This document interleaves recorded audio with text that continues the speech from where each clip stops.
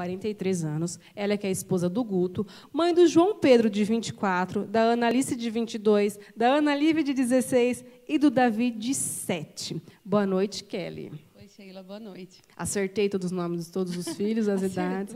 É porque eu anotei antes. A Kelly, ela tem uma história muito legal, uma história de superação. Então, vamos lá, vamos conversar com você para ver, para o povo conhecer. Ô, Kelly, quantos anos você tinha quando nasceu o João Pedro? João Pedro, eu tinha 20 anos de idade. Só isso? Engravidei com 19, tive ele com 20. E a Ana Alice? A Ana Alice, eu tive ela com 21. E você tinha se casado? Já tinha me casado. E o que aconteceu depois que a Ana Alice nasceu? Vou começar desde o começo? Pode. Eu me casei com 18 anos, casei com o Evandro, e eu casei grávida do João. Mas, assim, para a família foi uma alegria, né? Porque todo mundo queria, era o primeiro neto, tanto da minha parte quanto da parte dele. E eu engravidei do João, nós nos casamos e eu tive o João. Eu tinha 20 anos e ele tinha 21 anos, o Evandro. Só que a gente queria já logo ter outro filho. A gente sempre, desde quando a gente se conheceu, que o namoro começou a ficar sério, a gente sempre falava que a gente ia ter filhos próximos, né? E assim foi. Com 1 ano e 9 meses, eu tive a Ana Alice. 1 ano e 9 meses, os dois têm de diferença. E quando a Ana Alice estava com 15 dias, eu estava de dieta ainda, né? A dieta que o pessoal fala. Eu estava de dieta ainda. A gente, na época, morava em Bauru. E o dia que eu tive a Ana Alice, eu vim para Lençóis, porque minha família toda é daqui. Eu vim ter a Ana Alice aqui em Lençóis. E fiquei alguns dias, até você se recuperar da cesárea, da operação. Eu fiquei na casa da minha tia. E como a gente morava lá, ele trabalhava lá em Bauru. E com 15 dias de vida da Ana Alice, o Evandro ele sofreu um acidente de moto e ele faleceu. Aí eu tinha o João Pedro com 1 ano e 9 meses e a Ana Alice com 15 dias de vida. E eu tinha 20 anos e ele tinha 21 anos quando ele faleceu. E como foi? Você se sentiu sozinha, né, naquele momento? Eu acho que abriu um buraco. O que eu faço agora? E você teve que ser pai e mãe dessas crianças. Você, com 20 anos de idade, praticamente uma menina com 2 bebês. Como foi para você? Assim, Sheila, eu tive o apoio da minha mãe, dessa tia minha, que é a irmã da minha mãe, para cuidar das crianças. Mas eu era muito nova. Eu era 20 anos, eu tinha, e com 2 bebês, né, praticamente, para cuidar. E não tem como, por mais que você tenha a sua família, por mais que você tenha pessoas que te ajudem, que tá ali do seu lado, não tem como você não se sentir sozinha. E muitas vezes eu me sentia. Porque você imagina, você que tem a Heloísa novinha, o bebê acorda para mamar, a gente sabe que criança recém-nascida dá trabalho, acorda de madrugada. E eu fazia aquilo tudo sozinha. Eu não tinha meu esposo para estar ali do meu lado, eu não tinha ninguém para dar aquele apoio que o pai dá para a mulher nessa fase que é tão difícil para a mulher. Eu não tinha. Então, assim, eu não conseguia amamentar a Ana Alice conforme eu queria, porque eu queria dormir. Aquele baque que eu levei, aquela perda que eu sofri, só eu dormindo que eu conseguia esquecer o que estava acontecendo na minha vida. Então, quando eu deitava para dormir de madrugada, não, agora eu vou conseguir dormir, agora eu vou conseguir esquecer o que eu estou passando, vou conseguir esquecer o que está acontecendo comigo. O que aconteceu era a noite que a Ana mais dava trabalho, que ela chorava, tadinha, porque era recém-nascida, e a gente sabe que dá trabalho. Era a noite assim, que eu mais sofria com ela ali, de ter que cuidar dela, e sozinha, porque Durante o dia tinha as pessoas que ajudavam, né? Mas chegava à noite, era eu e meus filhos e Deus, né? À noite é complicado. Tá, depois que eles cresceram um pouquinho, essa fase difícil passou, aí veio a Ana Lívia. Depois de quanto tempo veio a Ana Lívia? Depois de 6 anos, a Analice estava com 6 anos, eu engravidei da Ana Lívia. Aí você já estava craque no assunto de cuidar de bebês, não teve tantas dificuldades na Ana Lívia, né? Não teve muita dificuldade. E o Davi? O Davi. Como diz os antigos, a raspinha do tacho. Então, o Davi, eu me casei de novo e eu não queria ter mais filhos, porque a Ana Lívia já estava com 9 anos. E eu não queria ter mais filhos. Imagina, meus filhos já tudo moço, já praticamente criado. E não quero. Só que o meu marido, Guto, queria ter um filho. E aí a gente conversou e eu falei para ele, pode falar? O que você falou para ele? Pode. Se ele não ficar bravo com você. Guto, não fica bravo. Não, é que aí eu disse para ele assim, que então eu iria parar de tomar o anticoncepcional. E se durante 3 meses eu não engravidasse, aí eu ia voltar, porque aí eu não queria. E foi assim, tanto por Deus, que a gente sabe que, né, os filhos são presentes de Deus para a nossa vida, e 3 meses certinho eu engravidei do Davi. O Davi.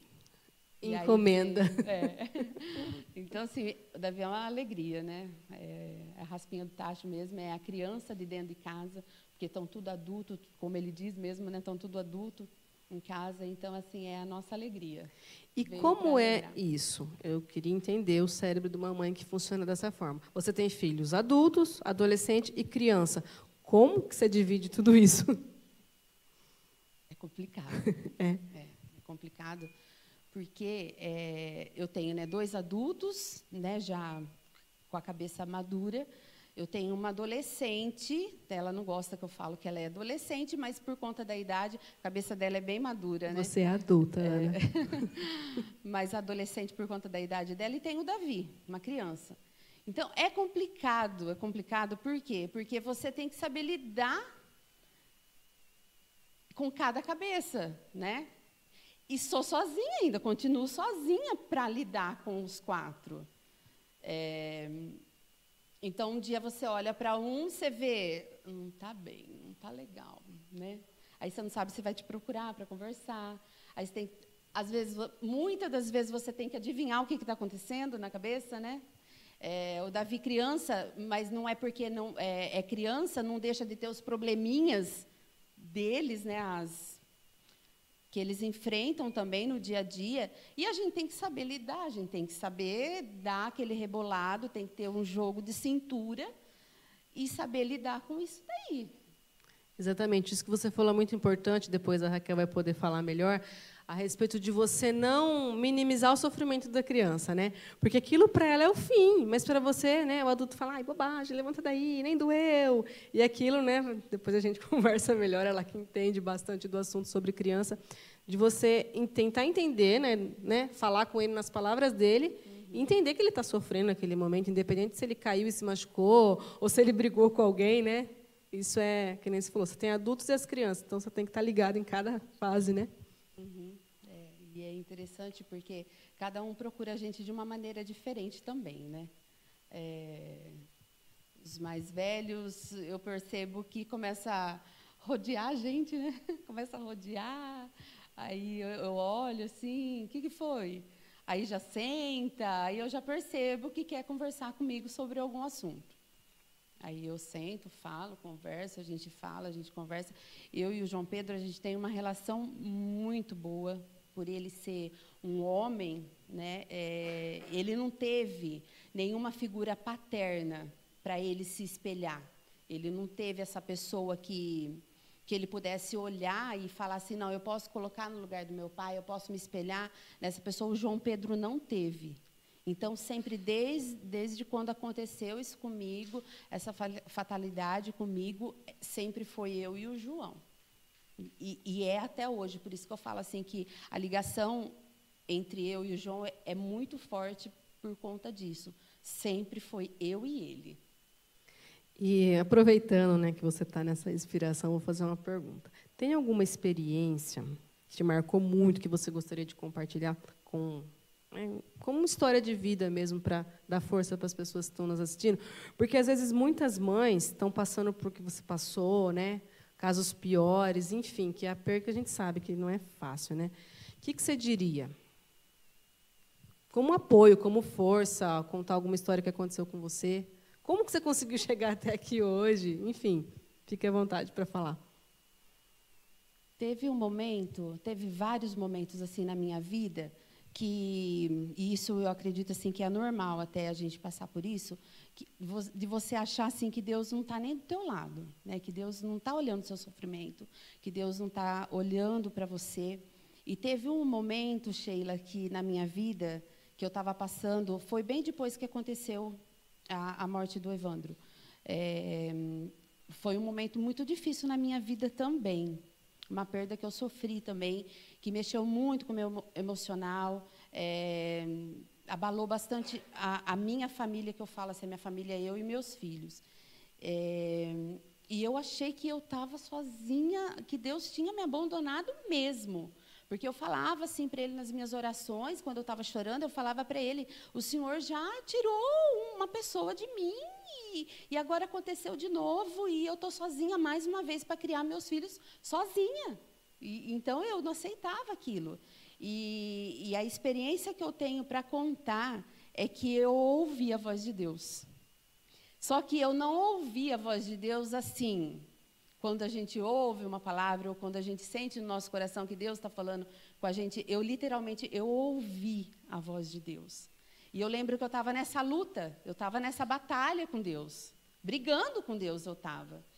E eu lembro que nessa noite eu deitei na minha cama e eu passei por um sono assim, e eu ouvi. Não tinha ninguém perto de mim, não tinha ninguém do meu lado, era de madrugada, estava todo mundo dormindo. E eu ouvi Deus falando para mim que Ele estava no controle de tudo na minha vida.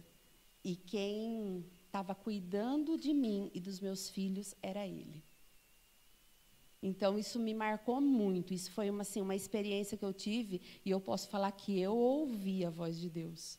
Então, a partir daquele momento, eu sei que até hoje Deus está no controle de tudo. Amém. Que se Deus ele permitiu que eu passasse por tudo isso, porque Ele sabia que eu ia vencer. Porque Ele sabia que Ele estaria do meu lado. Então, o que eu tenho para falar para mulheres, para mães que passaram por perda de marido, ou até mesmo passando por separações, que a gente sabe que não é fácil também quando há uma separação dentro de um lar, e que tem muito sofrimento também, é que coloque Deus em primeiro lugar, que acredite que Ele está no controle de tudo, que Ele está cuidando de tudo, e ter muita fé, porque eu acredito que se eu não tivesse fé em Deus, eu não estaria onde eu estou hoje, e eu não teria filhos como eu tenho hoje, porque eu tenho muito orgulho dos meus filhos. É isso aí, gente. Olha que história linda de superação. Está emocionada aí, está assistindo? Pega o lencinho. É só o começo do que a gente vai ouvir aqui hoje. Lembrando a você